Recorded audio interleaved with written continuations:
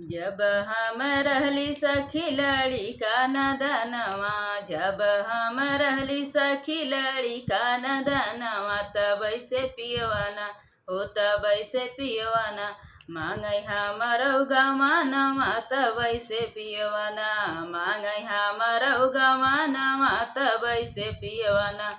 जब हम रहली सखी लड़िका नदनवा, जब हम रहली सखी लड़िका नदनवा, तब से पियवाना मांगै हमरौ गवानवा, तब से पियवाना मांगै हमरौ गवानवा, तब से पियवाना मांगै हमरौ गवानवा, तब से पियवाना।